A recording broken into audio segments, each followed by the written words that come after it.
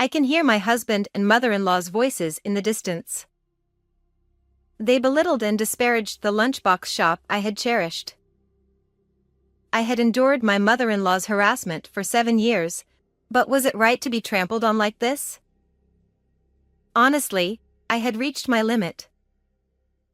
I had endured many hardships, but never had I felt such frustration. I was so upset that I couldn't even cry. "Please, let me get a divorce," I said, forcing the words out from the back of my throat.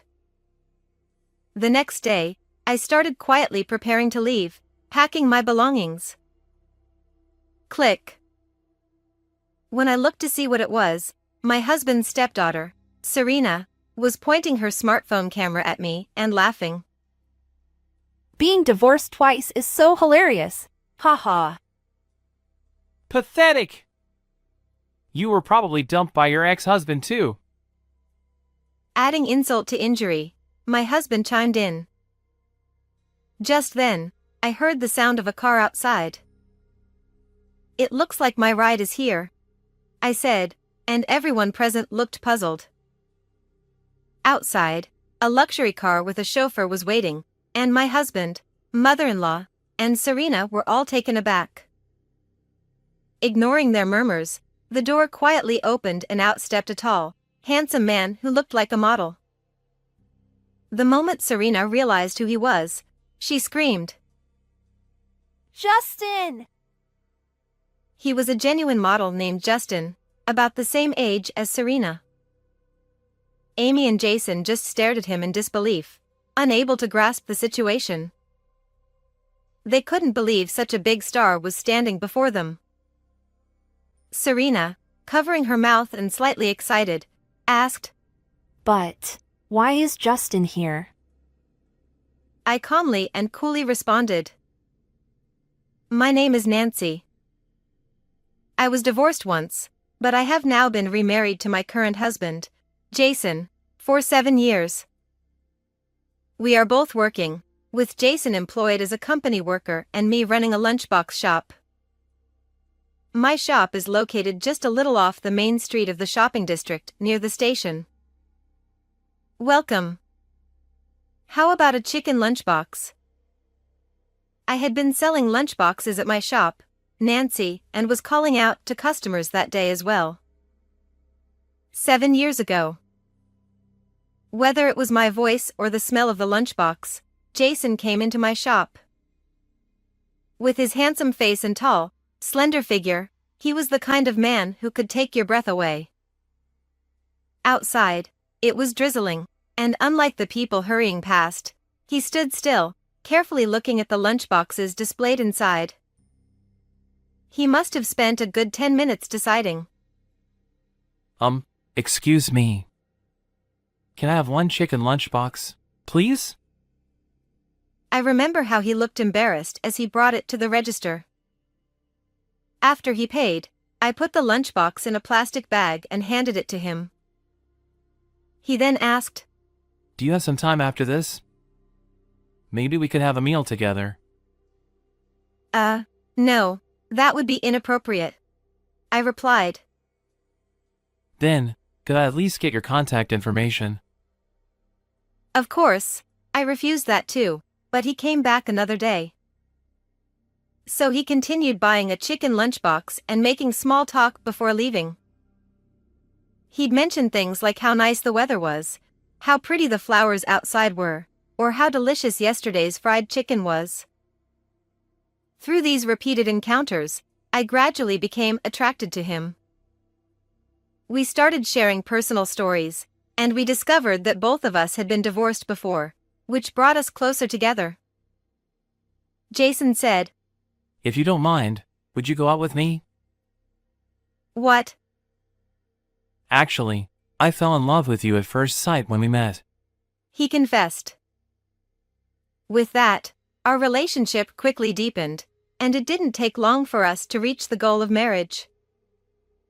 Being with him was so enjoyable that time seemed to fly by. Even after I started living with Jason, I continued running the bento shop. Of course, there were times when I thought about closing it down, Business wasn't always booming, and the building itself was getting old. But Jason reassured me with a smile. Don't worry! Nancy, your lockboxes are delicious. Be confident. We can still make the shop work with some renovations. I don't have the money for renovations, I said. I do! Jason replied. Let's get a quote from a contractor. Even though we were married, I felt it was too much to ask of him. I tried to refuse several times, but he didn't seem concerned. On the contrary, he said he was happy to help. In the end, we decided that he would cover about half of the renovation costs after discussing it together. After the renovation, the shop looked clean and almost brand new. It's like a brand new building. It's all thanks to you, Jason. Thank you so much. No matter how much I thanked him, I truly couldn't express my gratitude enough.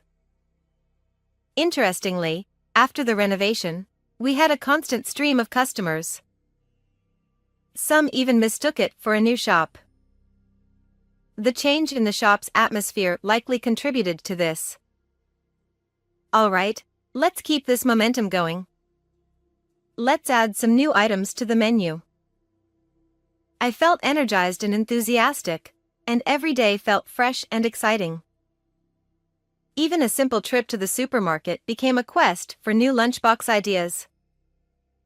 My cooking skills improved, and Jason, without any bias, would often say, Delicious! With a beaming smile. Focusing on the shop brought new energy into our lives. This lunchbox shop became my passion. With the addition of new menu items, I was more dedicated to the shop than ever before. As time went by, it was already almost a year since I remarried Jason. Compared to when we first started dating and during our honeymoon phase, our conversations had significantly dwindled. Given our age, it's perhaps natural that we've settled into a quieter routine. I didn't question this. What did concern me was Jason's fickleness. The phrase easily excited and easily bored described him perfectly. His hobbies constantly changed, and each time, he'd go on a spending spree. When he got into golf, he bought numerous balls, clubs, and outfits. He even became a member of a country club in another state and played golf with his fellow members weekly. Initially, I was genuinely impressed by his enthusiasm. However, our house soon overflowed with golf equipment, and just as I struggled to keep things organized, he picked up a new hobby, solo camping. He said it started because of an invitation from his golf buddies. I asked him why he would go solo when he had a family. That's just how men are. He said, touching his chin and striking a pose, as if he were deeply impressed with himself. I couldn't quite understand it, but maybe he was more of a romantic than I thought. To an outsider, he might have looked a bit ridiculous. He started buying all sorts of solo camping gear. One-person tents, sleeping bags, foldable chairs, cups, plates, and other utensils began arriving in droves. He claimed he bought everything recommended on online shopping sites. Hey, don't you think you're buying too much? Where are you going to put all this? I'll just store it in the shed for now, he said. But the shed was already packed with golf equipment, leaving little space for the camping gear. He shrugged nonchalantly. Okay, I'll keep the camping gear in my room and put the tent and chair in the shed, he decided. So, he spent some time organizing the shed and finally managed to squeeze everything in. Jason's hobbies included not just camping, but also motorbikes, fishing, and bouldering. His equipment occupied various parts of the house, making it hard to keep track of where anything was stored. It seemed like he didn't have a concept of throwing things away, and the items just kept piling up. Eventually, his enthusiasm for solo camping faded, and the camping gear was left untouched. It was always my job to clean up the house, but my mother-in-law, Amy, would just watch and criticize. Nancy? You're touching Jason's things again without permission? Amy had a harsh attitude toward me and complained no matter what I did, even when I was tidying up. If we let things pile up like this, there will be no room to walk. Excuses! Excuses! Oh, how dreadful! She would say, sighing and looking at me with disdain before walking away. When I remarried and moved in with Jason, his mother also came to live with us. I'll be staying with you, she said, showing up with a large Boston bag and a carry-on suitcase. I was shocked. Apparently, Jason had approved the arrangement without telling me. I whispered to him, "You didn't tell me about this." It'll be fine. Mom's a good person, and I'll protect you if anything happens. He assured me. But I had a bad feeling. My intuition was right. The very next day, Amy's verbal attacks began. A bit bland, isn't it? I can't taste anything, she'd say, pouring more soy sauce or vinegar on the stew. If the cooking here is this bad, the lunchbox must be nothing special. Her words stung, making me feel as though all my efforts were being dismissed. Mom, please stop. Nancy made this for us. Jason would defend me initially. But whenever Amy said something, he would quickly fall silent. It seemed he couldn't stand up to his mother when she spoke sternly. Amy constantly found new things to criticize. Nancy, what's this dirt? Can't you even clean properly? She'd say, pointing to the dust and sand accumulating in the entrance. And the stairs too. There's dust gathering in the corners. How can you not notice? I know. I couldn't help but think that if she complained so much, she should at least help out a little. But she never did any cooking or cleaning herself. She just criticized me. Jason eventually stopped defending me. He probably didn't want to get involved in the hassle. When Amy started her tirades, he'd get up and leave the room, even during meals. See, because of you, Jason left without eating. Actually, it's because of you, I wanted to say but held back. Jason's stepdaughter, Serena, also looked down on me, encouraged by Amy. Hey, I told you I hate fish. Why did you serve it? Are you trying to annoy me? As a high schooler, Serena was outspoken and spoiled by Amy, refusing to eat anything she didn't like. Whatever. I'm done, she'd say, leaving the table, ignoring my efforts to provide balanced meals. I wondered how long this daily struggle would continue. Despite my worries, I put on a cheerful face at the lunchbox shop, my one sanctuary.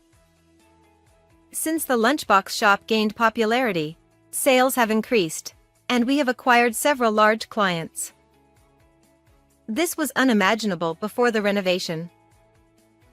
The shop's success is thanks to Jason, I thought.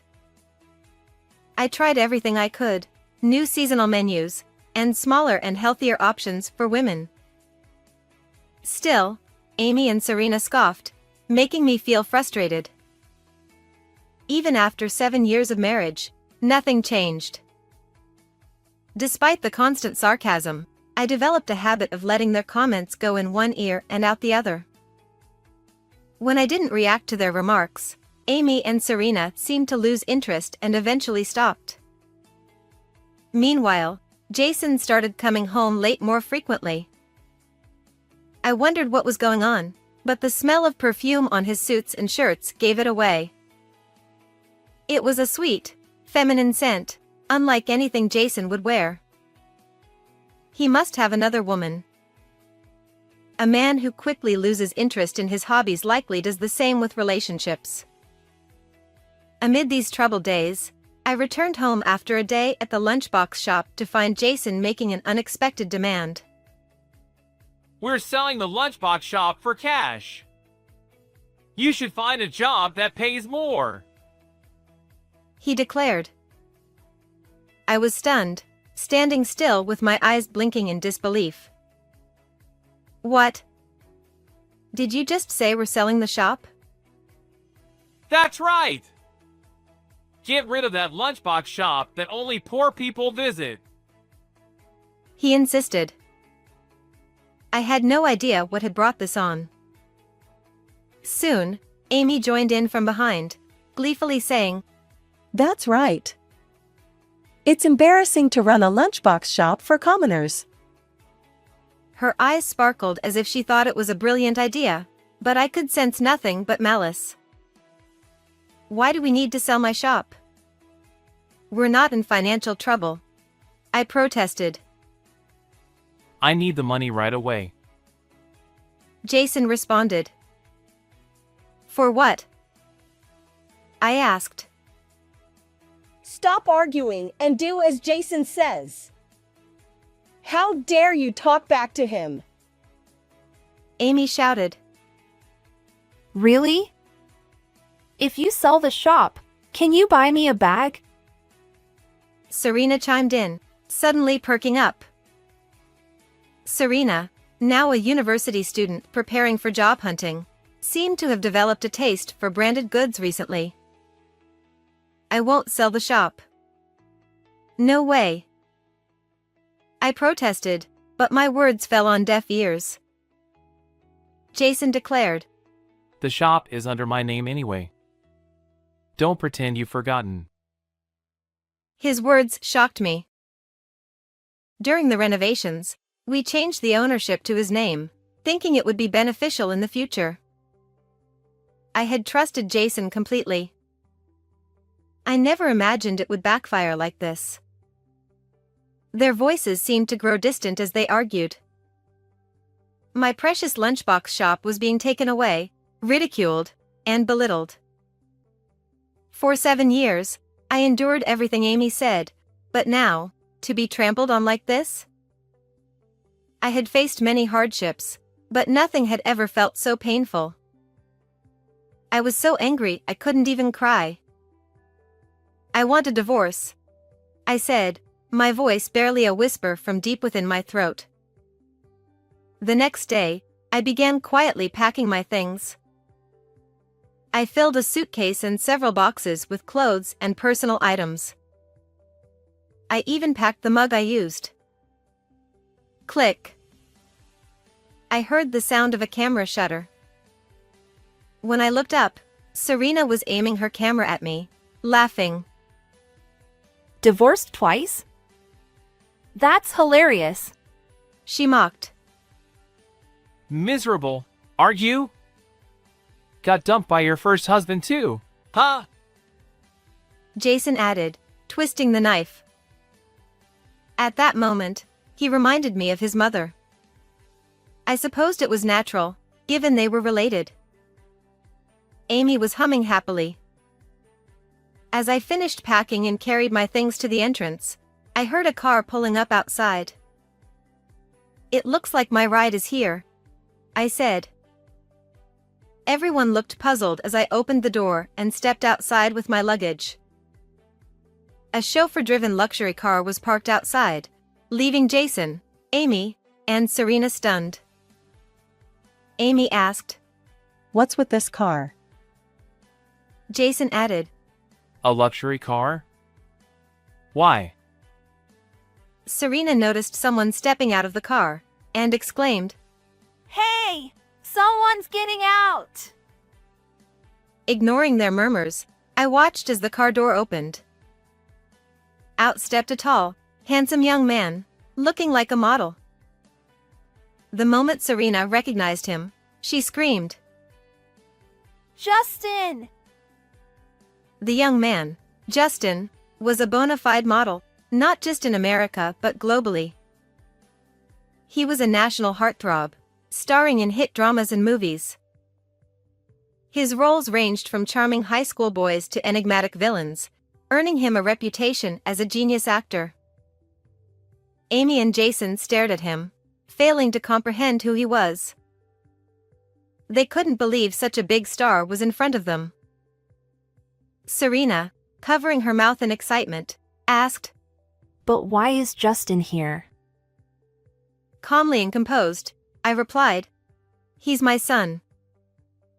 What? Serena and Jason shouted in unison. Justin gave a polite bow to the bewildered trio. Thank you for taking care of my mom, He said, his tone gentle but his eyes stern. His impeccably handsome face delivered the words coldly, making Jason, Amy, and Serena feel the weight of his gaze. It wasn't quite a glare, but the intensity was palpable, filling the air with a tense energy. Justin continued, I've done a thorough investigation into your activities. Jason flinched, his shoulders twitching. His face turned pale, and beads of nervous sweat appeared. Justin said, Of course, I'm aware of the situation with the shop. We will be seeking appropriate compensation from you. Amy exclaimed, Compensation! What are you talking about? That's absurd. Justin replied, Oh, don't worry. We won't take any money or valuables, but instead of compensation, we will be taking back the shop. He smiled darkly as he said this. Jason and Amy were paralyzed, frozen in place by his icy demeanor. Justin continued, Our lawyer will be in touch. Like a line straight out of a movie, he spoke smoothly and then gestured for me to get into the car. The only one who didn't stay silent was Amy, who shrieked in her high-pitched voice. Wait! You're planning to sell the shop yourself, aren't you? Amy accused. Jason chimed in. Yeah, you're just the same as us. Despite their accusations and insults, Justin remained unfazed. Whether it was an act or his true self, I couldn't tell. He sighed softly and then said to me, Remember when I ordered your lunchbox for the film crew? It was incredibly well received. Really? I asked, surprised. Justin nodded. Yes, it was highly praised. The director even said he wants to order from you again for future shoots. Justin smiled, predicting an influx of orders. Now that I thought about it, I have noticed an increase in large orders, including for film shoots. Given the number of staff and actors, it made sense. So, there's no way I'd sell your shop. Justin declared. Justin. I muttered, feeling my eyes well up with tears. I had never imagined seeing my son stand so tall and be so dependable. This wasn't a movie, it was my reality, and it filled me with immense joy. Serena opened her social media app and navigated to a famous actor's account. There, she saw a post featuring Nancy's lunchbox with a hashtag and thousands of likes. Serena exclaimed, This is crazy! It's totally viral! She then turned to Jason, yelling, Why didn't you tell me Justin was her son? Jason and Amy, still in shock, stood there with their mouths agape, unable to process what was happening. Ignoring their commotion, I got into the car with Justin. As the car drove off, we caught up on our lives and laughed together. It reminded me of 10 years ago, back when Justin was in middle school and I was running the lunchbox shop with my previous husband. The shopping street was bustling with activity, and our regular customers and other shop owners frequently bought our lunchboxes. Even back then, Justin was a popular, handsome middle schooler and well known as the poster boy of our shop. Somehow, word got out, or maybe it was just fate, but a scout from a modeling agency stopped by and asked if Justin would be interested in modeling for magazines. Justin seemed hesitant, but I encouraged him. Don't worry about the shop. Give it a try. Not everyone gets this kind of opportunity, I said. But, Justin hesitated. If you don't like it, you can always come back to the shop, I reassured him. From then on, Justin appeared in various magazines and thrived as a model. However, just as things were looking up, my husband had an accident.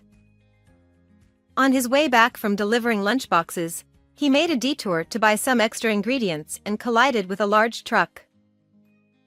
By the time I rushed to the hospital, it was too late. I still remember the feeling of falling into a dark abyss, with no light in sight. I didn't know what to do about Justin's schooling. Then, the agency suggested that Justin study abroad, thinking it would be a good opportunity for him to expand his modeling career. Mom, I'll become more famous and come back for sure. Until then, don't give up on the lunchbox shop. Justin had said. So, Justin went overseas to study, and I stayed behind to run the lunchbox shop alone. Even while he was abroad, we kept in touch, and I occasionally mentioned my remarriage. But I kept Justin's existence a secret from Jason. I worried that revealing it to my new family might cause unnecessary trouble. I didn't want anything to hinder my son's career. Even after remarrying, Justin and I continued exchanging messages regularly. However, to avoid worrying him, I didn't mention Amy's harassment or the issues with the shop's ownership. I always sent the same messages, saying I was doing well and encouraging him to do his best. Despite that, Justin seemed to sense something was off. Recently, I've been worried about you, Mom. So, I looked into a few things. Justin admitted. Oh, you silly boy. I'm sorry for making you worry, I said. No, I didn't want anything bad to happen to you. Justin replied. Welcome home. Thanks, Mom. We embraced each other warmly, savoring the moment. Justin said, So Mom, let's talk about the future. To my surprise, he had arranged a house for me. Please don't trouble yourself. I can manage on my own, I replied. It's fine. I want to be a good son and take care of you. He insisted.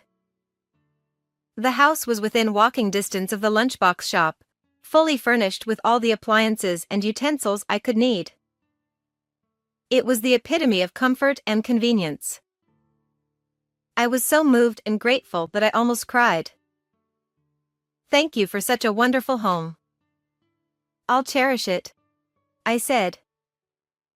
From that day on, I started a comfortable life in my new house.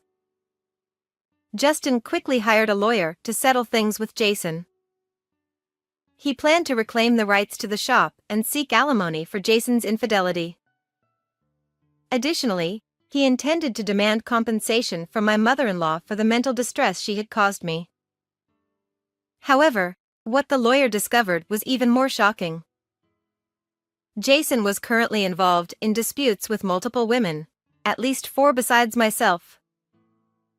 Realizing what a shameless man he was, I felt more relieved than ever that I had managed to divorce him.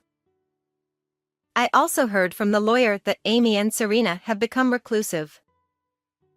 They had been bad-mouthing my cooking and the lunchbox shop to friends and neighbors, fabricating stories about bland food and infestations of rats and insects. However, their baseless claims were not taken seriously, likely due to the high ratings the lunchbox shop received on social media. Consequently, they were seen as troublemakers and shunned. Serena even had a job offer rescinded because of her negative social media posts. I could almost hear my mother-in-law's shrill voice saying, It's not our fault. It's that wife's fault. The embarrassment must be overwhelming for them, as they value their public image greatly. But they brought this upon themselves.